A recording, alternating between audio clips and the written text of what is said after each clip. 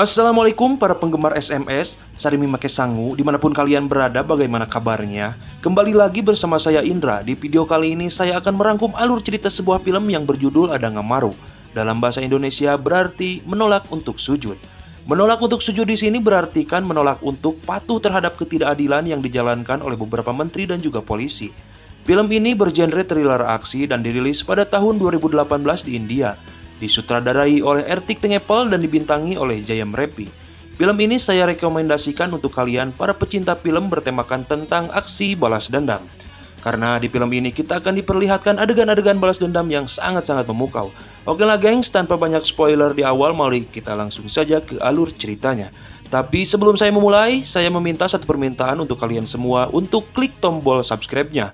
Gak neko-neko kok, permintaan saya cuma itu aja. Jadi ya apa salahnya kalian subscribe dulu aja gitu sebelum nonton. Sok atuh subscribe heula mamang teteh, hayo atuh rengsecan.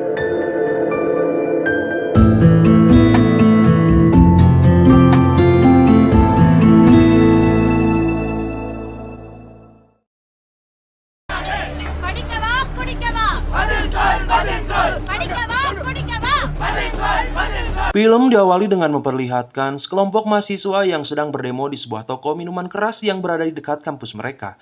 Alasan mereka berdemo yaitu para mahasiswa sangat terganggu oleh para peminum yang berada di toko miras tersebut. Tak jarang ketika mereka lewat, mereka harus mendapat perlakuan kasar bahkan sampai ke pelecehan seksual. Maka dari itu mereka ingin agar toko tersebut ditutup.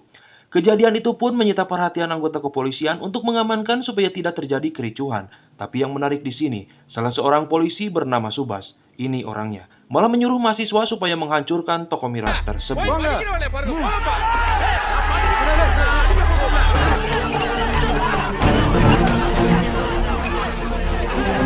Sang pemilik toko pun melaporkan kejadian itu kepada atasan Subas bernama Inspektur Mutu. Subas dilaporkan karena telah menjadi provokator atas hancurnya toko miras tersebut. Dan bangsatnya, sang inspektur malah berpihak kepada penjual miras tersebut dan malah memberi peringatan kepada Subas atas sikapnya itu.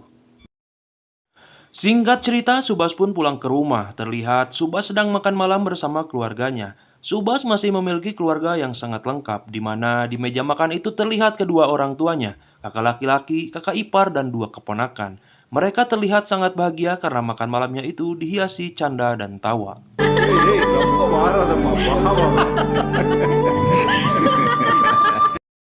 Selesai makan malam, kemudian Subas pergi ke rumah tunangannya yang bernama Anita. Tujuan Subas menemuinya hanya untuk, ya apa meureun lah. Subas, pintar kau nggak?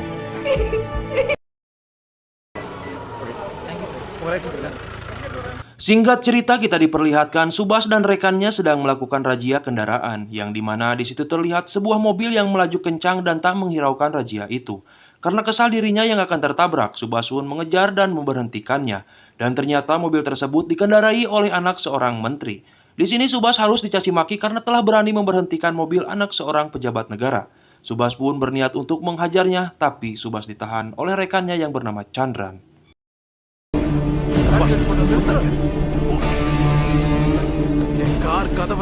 Karena amarahnya yang menggebu-gebu, Subas pun kemudian mengejarnya dan mendapati anak seorang menteri itu sedang berada di suatu tempat hiburan malam. Di sini kita bisa melihat bahwa Subas bukanlah polisi biasa. Terbukti dia mampu mematikan kamera CCTV dengan sebuah handphone. Karena sudah merasa aman, Subas pun langsung menghajarnya.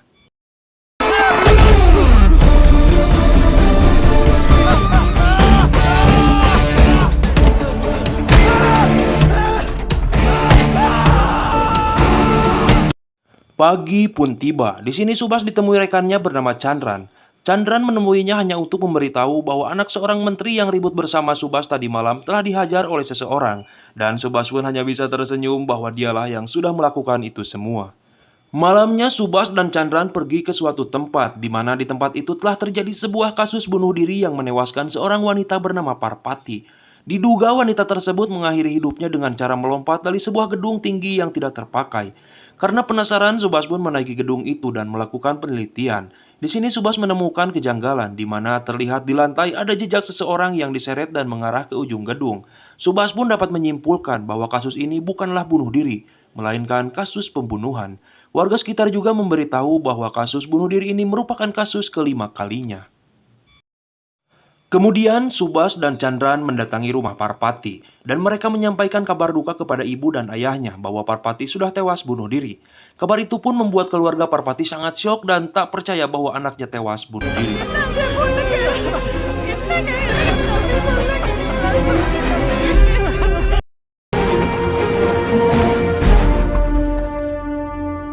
Singkat cerita, pagi pun tiba. Ketika Subas dan Chandran sampai di kantor polisi, mereka dikejutkan dengan orang tua dan teman-teman Parpati yang sudah berada di sana.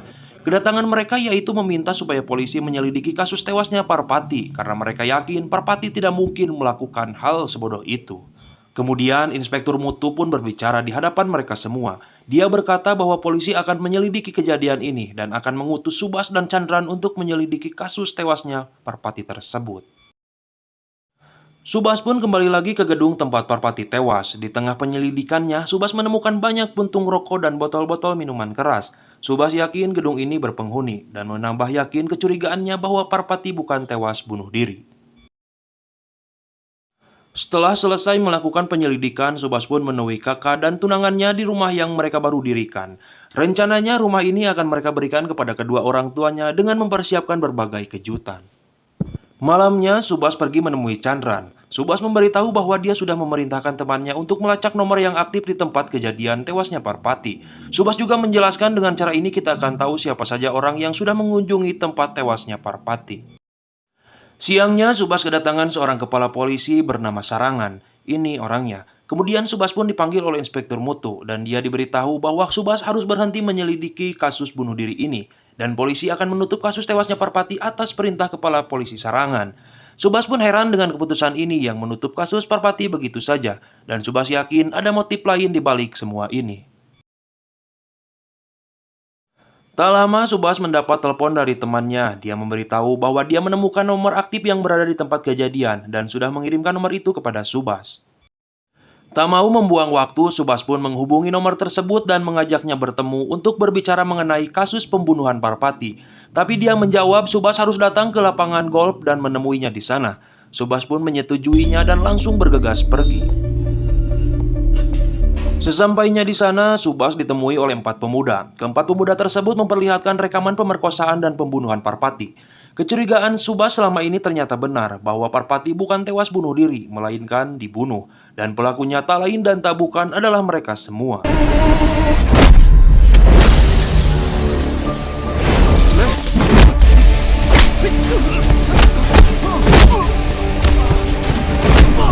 Setelah menghajar mereka, Subas pun menjebloskan mereka ke dalam penjara dan Subas berjanji akan membuat mereka mendekam selama 20 tahun.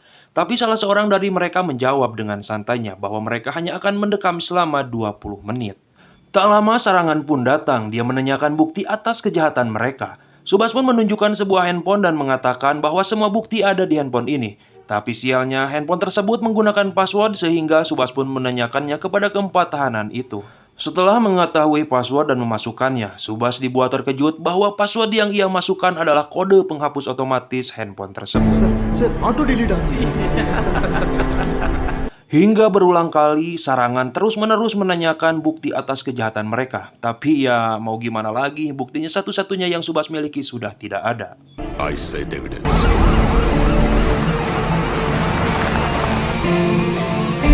Tak lama ayah mereka semua pun datang dan ternyata mereka semua merupakan anak seorang menteri. Nampak Sarangan takut ketika dimarahi oleh salah seorang menteri yang mengatakan polisi sudah berani menangkap anak seorang pejabat negara.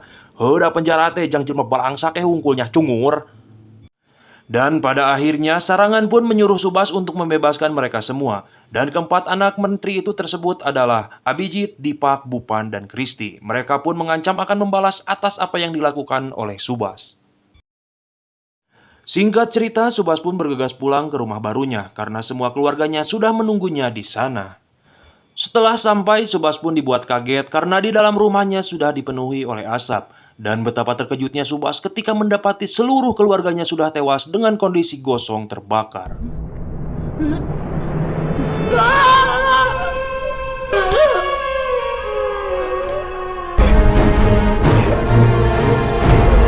Subas tak kuasa melihat itu semua, kemudian Subas pun jatuh pingsan, dan nampaknya satu dari kedua keponakannya bernama Anusa selamat dari kejadian itu. Beberapa hari kemudian, Anusa menceritakan seluruh kejadian di malam itu kepada Subas, di mana ketika itu kakaknya sedang memberi kejutan kepada kedua orang tuanya. Dan pada saat itu datanglah segerombol orang tak dikenal yang membunuh keluarga Subas. Dan yang paling sadis, keponakannya yang satu lagi bernama Pinusa, dibakar hidup-hidup yang mengisahkan Anusa yang dibiarkan hidup. Tapi yang lebih parah lagi, Kepala Polisi Sarangan malah membuat pernyataan bahwa kasus itu murni kecelakaan kebakaran dan bukan pembunuhan. Karena merasa tak adil, Subas pun menelepon Sarangan dan mengajaknya untuk bertemu. Singkat cerita, Subas pun akhirnya bertemu dengan Sarangan. Di sini Subas menjelaskan bahwa keluarganya bukan tewas dalam peristiwa kebakaran seperti yang Sarangan sampaikan kepada media, melainkan keluarganya tewas dibunuh dan Subas tahu siapa pelakunya. Tapi lagi-lagi Sarangan hanya menjawab bukti, bukti, dan bukti. Evidence? Kemudian Sarangan mengajak Subas menemui para menteri dan anak-anaknya. Di sini mereka mengakui bahwa merekalah dalang dibalik itu semua. Dan faktanya Sarangan sudah tahu tentang itu semua. Tapi dia membuat pernyataan palsu karena sudah disogok mobil mewah oleh para menteri itu. Bangsat sumpah. Beberapa hari kemudian Subas kembali menemui Sarangan. Di sini Subas membawa surat dan akan mengundurkan diri dari kepolisian. Subas mengundurkan diri karena merasa tak ada keadilan untuknya. Tak ada sedikit pun pergerakan polisi untuk mengusut tuntas kematian keluarganya. Maka dari itu, Subaslah yang akan turun tangan membantai para pelaku pembunuh keluarganya tanpa di bawah naungan kepolisian. Di sini Subas memberi catatan kepada Sarangan bahwa Subas tak akan membunuh para pelaku dengan tangannya, melainkan mereka akan dibunuh oleh ayahnya sendiri. Subas pun memberi contoh agar meyakinkan Sarangan supaya mempercayai ancamannya. Subas memberitahu kurang dari 5 detik seorang menteri akan mencari anaknya yang hilang. Sarangan pun terkejut ketika seorang menteri benar-benar datang mencari anaknya. Subas pergi dengan 2 kata. Good luck, Subhash. Kemudian Sarangan mendapatkan pesan dan nampak anak menteri itu sedang berada di dalam sebuah mobil. Dan mobil itu terlihat terparkir di halaman kepolisian. Ternyata anak menteri itu bernama Bupan. Dia adalah salah satu dari 4 anak menteri yang Subas incar. Sarangan dan ayah Bupan pun pergi menuju parkiran itu. Dan ketika sang ayah membuka pintu mobil, secara otomatis memicu percikan api yang membakar Bupan. Bupan pun seketika itu juga tewas terbakar.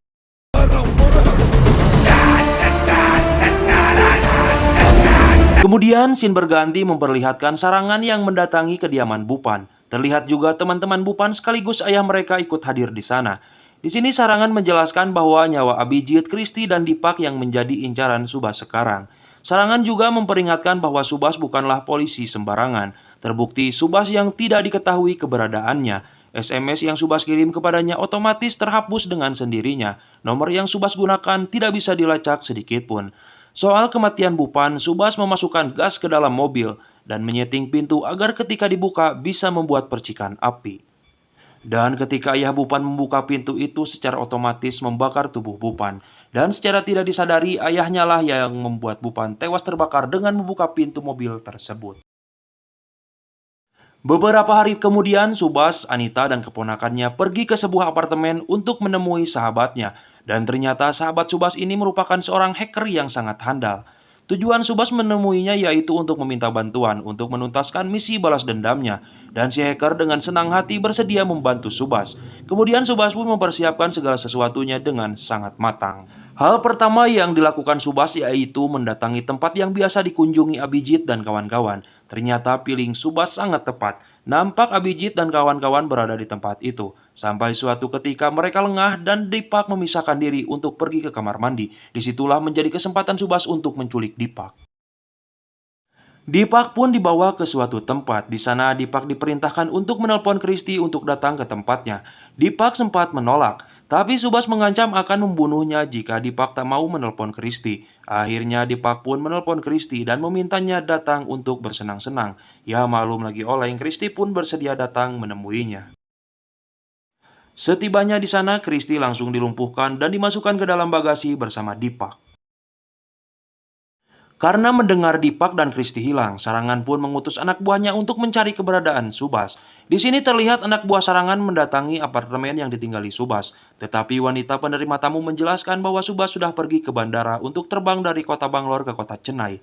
Mereka pun melaporkan kabar itu kepada Sarangan. Sarangan pun tak mau kehilangan waktu. Ia pun kemudian mengutus Inspektur Mutu untuk menangkap Subas di bandara kota Chennai.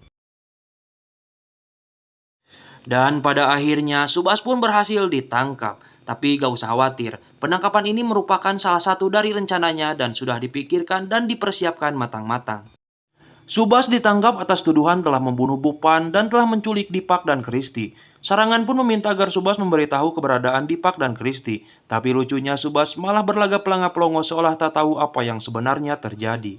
Disinilah epic comeback yang sesungguhnya, di mana Sarangan dan Mutu mendesak bahwa Subas yang melakukan penculikan Dipak dan Kristi. Tapi Subas menjawab dengan santainya. Evidence irka? Proof enna? Kemudian ayah Dipak dan Kristi datang menemui Subas dan mereka mengancam akan membunuhnya jika tidak mau memberitahu keberadaan Dipak dan Kristi. Tapi Subas malah meminta agar semua kamera yang ada di ruangan itu dimatikan. Setelah semua kamera dimatikan, Subas balik mengancam jika mereka semua menyentuh dirinya. Jangan salahkan Subas jika Dipak dan Kristi kehilangan nyawanya. ஆனா இப்ப என் தலையில ஒரு மயிறு போனா கூட அந்த 2 பேரோட உயிர் போயிடும். Selanjutnya Subas memberi mereka nomor yang bisa terhubung kepada Dipak dan Kristi. Tapi Subas hanya memberi 9 digit nomor dan sisanya mereka harus mencari sendiri. Subas mengatakan siapa saja yang pertama kali berhasil terhubung, dialah yang berkesempatan untuk menyelamatkan anaknya. Dan pada akhirnya ayah Kristi lah yang berhasil pertama kali terhubung dengan anaknya. Di sini Subas meminta agar Kristi mengikuti perintahnya. Pertama tepuk tangan 2 kali untuk menyalakan lampu. Kemudian ambillah tas merah dan masukkan password untuk membuka pintu. Dan ternyata Kristi berada di dekat bandara kota Chennai. Selanjutnya Subas memerintahkan agar Kristi pergi ke bandara dan menemui Anita tunangannya yang sudah berada di sana. Lalu Subas memerintahkan agar Kristi mengambil kartu identitas dan tiket penerbangan untuknya yang berada di sisi tas. Kemudian menunjukkannya ke keamanan dan masuk melalui gerbang 1. Di sini Kristi dan ayahnya masih mengikuti perintah Subas. Tapi ketika Subas memerintahkan agar Kristi menemui Anita di check-in dan memberikan tas merah itu, ayahnya malah membangkang karena sudah merasa aman anaknya di dekat petugas keamanan. You are safe. Tapi disinilah petaka itu terjadi. Terdengar suara seperti bom yang berasal dari dalam tas yang dibawa Kristi.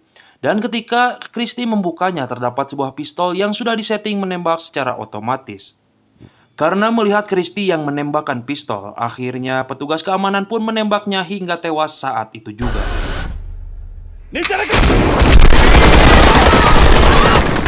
Kemudian Sarangan segera menyalakan TV dan ternyata benar Kristi telah tewas ditembak mati. Subas pun berkata ayahnya lah yang telah membuat Kristi tewas karena tak mau mendengarkan perintah. கையாலேயே கொன்னுட்ட. Singkat cerita, para menteri dan juga polisi dikejutkan dengan sebuah pesan yang memperlihatkan Dipak yang sedang berada di dalam sebuah tabung. Kemudian Sarangan bergerak cepat menyewa 2 orang peretas legal untuk melacak keberadaan Dipak. Namun apalah daya, si hacker yang membantu Subas bukanlah hacker biasa yang mudah dikalahkan. Selanjutnya hacker ini membagikan tautan kepada masyarakat dengan menjelaskan bahwa pria ini pelaku pembunuhan dan pemerkosaan. Kasus terbaru yang mereka lakukan ialah memperkosa dan membunuh Parpati. Di dalam tautan itu juga menjelaskan jika masyarakat ingin menghukum penjahat ini, maka mainkanlah game yang tersedia. Karena tabung yang Dipak tinggali sudah terhubung dengan gas-gas beracun yang akan melepuhkan kulitnya dan akan membunuhnya perlahan-lahan. Semakin banyak orang yang memainkan game itu, semakin banyak pula gas yang memasuki tubuh Dipak. Mendengar itu, semua masyarakat sangat antusias memainkan game online itu, karena kapan lagi masyarakat bisa menghukum secara langsung pelaku kejahatan.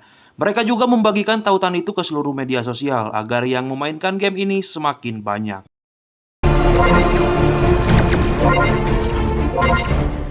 Sahabat Subas pun terus menjaga agar situsnya tidak bisa diretas oleh kedua peretas yang disewa Sarangan. Dan pada akhirnya yang memainkan game online itu pun semakin bertambah banyak sehingga membuat kulit Dipak mulai mengelupas. Di sisi lain, Subas memperingatkan Sarangan bahwa akan terjadi sesuatu pada putrinya. Maka dari itu, Subas memberi Sarangan waktu 10 menit untuk menyelamatkan putrinya. Sarangan pun takut putrinya kenapa-napa dan bergegas langsung pulang. 10 நிமிஷம். Subas! Sesampainya di rumah, Sarangan hanya melihat sang putri yang sedang memainkan game online yang dirancang oleh Subas. Di sana Sarangan malah memarahi dan melemparkan laptop putrinya. Di sini putrinya berkata bahwa dia hanya menghukum para penjahat yang memperkosa dan membunuh perempuan seenaknya. Di sini sang putri bertanya, apakah ayah akan bersikap sama jikalau aku menjadi salah satu korban dari perempuan itu? Dari pertanyaan itulah yang membuat Sarangan sadar karena telah membela penjahat-penjahat itu. Kemudian scene berganti memperlihatkan para peretas yang sudah berhasil menemukan alamat keberadaan Dipak. Mereka pun memberitahu alamat itu kepada ayahnya dan ayahnya segera bergegas untuk pergi. Selanjutnya kedua peretas itu mendatangi Subas. Mereka dengan sombongnya menghina hacker sahabat Subas karena mereka sangat mudah membobol keamanannya. Tapi di sini Subas hanya tersenyum karena itu semua merupakan rencananya. Di mana ketika ada seseorang mendekati tabung yang diisi Dipak dan berusaha mengeluarkannya, pada saat itulah semua gas beracun keluar dan membunuh Dipak. Mendengar itu kedua peretas sangat kaget dan berusaha menghubungi agar tidak ada seorang pun yang mendekati tabung itu. Namun semuanya sudah terlambat. Ayah Dipak berusaha menyelamatkan anaknya dengan cara menghancurkan tabung itu. Tapi sayang Dipak harus tewas dengan tindakan ayahnya itu.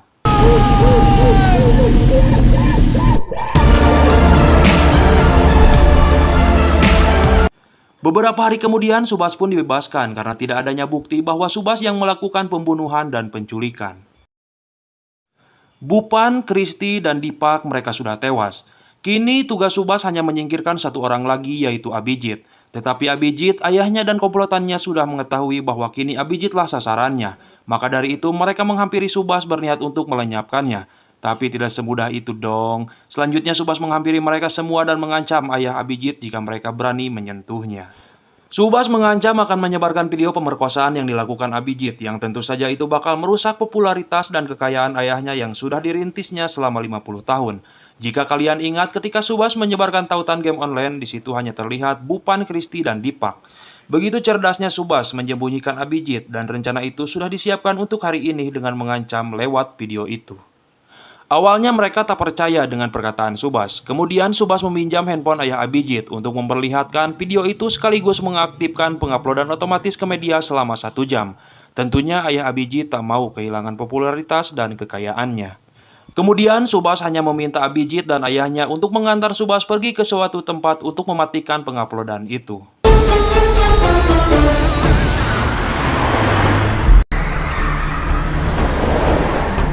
Sesampainya di sana, Subas mengajak mereka ke suatu tempat dan Subas malah menghajar mereka berdua.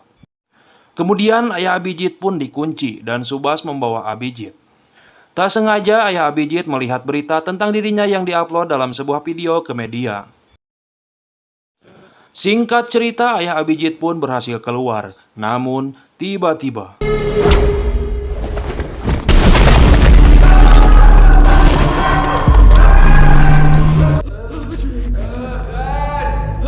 ya, kini nyawa Abijit berada di tangan ayahnya. Kemudian Subas memberinya waktu 2 menit untuk menentukan menyelamatkan nyawa anaknya atau menyelamatkan popularitas dan kekayaannya. Tapi apa yang terjadi?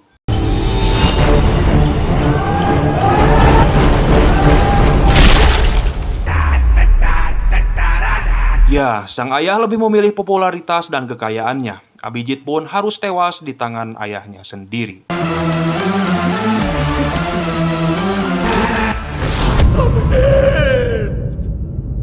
Di akhir film kita diperlihatkan Subas yang kembali lagi menjadi anggota kepolisian. Kemudian film pun berakhir.